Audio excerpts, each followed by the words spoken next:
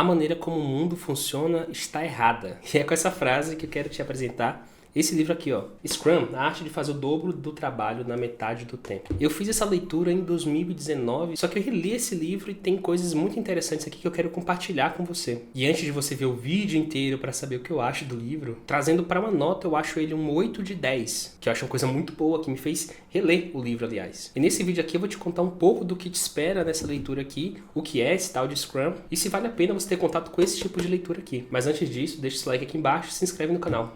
Scrum é um livro sobre histórias. O objetivo de Jeff Sutherland, eu acredito que é te mostrar um pouco da abordagem Scrum e menos da metodologia Scrum. E tem uma diferença disso, porque a abordagem se trata de uma maneira de pensar as coisas. Lembra a frase que eu iniciei esse vídeo, a maneira como o mundo funciona está errada. E tão certo que é sobre a abordagem e não necessariamente sobre a metodologia, é que ele fala sobre implementar Scrum lá no finalzinho do livro. E eu acredito que esse tipo de leitura aqui não é só para você que trabalha em times de design ou times de desenvolvimento, mas também para você que é autônomo e quer aprender a gerir seu tempo ou entender melhor como o seu tempo pode ser usado da melhor maneira. Bom, o que reforça essa ideia dele é que ele fala que as pessoas imaginam que se todo mundo trabalha daquela maneira, então deve ser o melhor método. E ninguém para realmente para pensar que será que estão usando os recursos da melhor maneira possível? Então nesse livro a gente tem uma apresentação de dois jeitos diferentes de trabalhar, que é o Scrum e um método que se contrapõe ao Scrum, que é o método cascata. Vamos falar um pouco do como era e como poderia ser. Para você que trabalha em projetos, a metodologia cascata funciona da seguinte maneira. Um projeto ele tem etapas distintas e ele é conduzido passo a passo até o lançamento final. Ou seja, o projeto só está pronto quando está pronto. Se a gente imaginar 10 etapas, a gente tem primeiro a etapa 1, depois a etapa 2, depois a etapa 3, até a entrega final. A gente tem um tempo de desenvolvimento muito longo e não tem a certeza se aquele projeto vai ser útil para alguém ou se a gente está no caminho certo. Trazendo um pouco para o mundo do design, é como se você fechasse um projeto com o cliente e ele só visse a sua cara lá na entrega depois de 15, 30 dias. O que garante que você conseguiu seguir esse caminho e vai estar alinhado com o que ele espera? Nada, né? E tem uma coisa interessante nessa leitura aqui, que fala como é tentador a gente esmiuçar essa etapa de planejamento para sentir que tem mais controle sobre o processo. Que é uma coisa que eu concordo. Que o planejamento deveria ser uma visão geral como as coisas vão acontecer, mas não algo escrito em pedra. E a lógica do Scrum é conseguir colocar esse projeto em contato com o cliente o mais rápido possível para poder validar se útil ou não útil. Bom, e ainda falando sobre o método antigo, a gente tem uma ideia que se você trabalha mais horas, você é mais produtivo, só que isso não é real, sobretudo para gente que não é máquina. Porque se liga nesse raciocínio, trabalhar demais leva fadiga,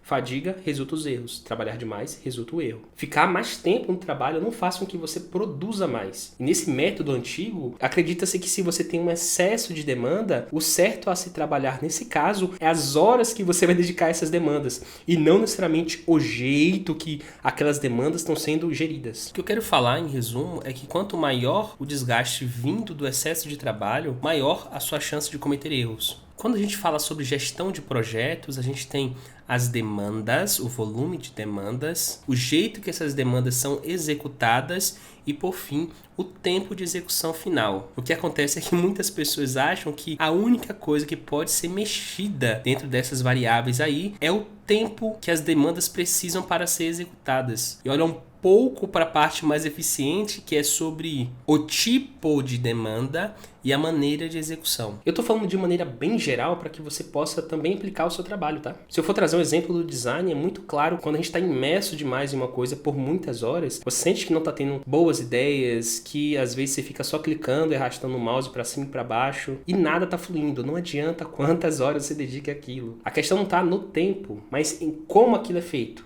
Tô sem ideias para o que fazer nesse site. Fechou o notebook, desligou o computador, vai fazer outra coisa. E sobre como as coisas deveriam ser, segundo esse livro aqui, começa com uma pergunta. Por que não verificar em intervalos regulares se o projeto está indo no caminho correto e se é isso que as pessoas querem? É uma boa pergunta, né? Tem uma coisa que eu costumo falar, que é sobre o projeto Kinder Ovo. Você teve aquele primeiro contato com o cliente no briefing e ele só volta a ter contato com você na hora da entrega. A chance de você errar é muito grande. E é o que eu chamo de projeto Kinder Ovo, porque pode ser uma surpresa para ele. E nesse novo jeito, novo entre várias aspas, novo jeito jeito de criar as coisas, a gente pensa no cliente como um co-criador, uma pessoa que participa do processo de construção, não só entrega a demanda, recebe aquela demanda. Vamos abstrair um pouquinho aqui. Você tem a etapa 1, 2, 3 e 4. Você chegou na etapa 1, concluiu a etapa 1. Você concorda comigo que na etapa 1 você despendeu menos energia do que até a etapa 4, por exemplo? Se você despendeu uma energia de uma etapa, no caso a etapa 1, e validou com o cliente se aquilo faz sentido, ele pode falar uma coisa com você como, por exemplo, não é isso que eu quero. Ao invés de você despender 4 de energia, você despendeu apenas 1. Corrigiu, passou para a próxima, valida novamente. E no final das contas, a tendência é que você faça entregas muito mais alinhadas, certo? E tudo isso com essa pergunta que eu fiz no comecinho. E sobre a metodologia Scrum, ela enfatiza a entrega de incrementos, parte a parte.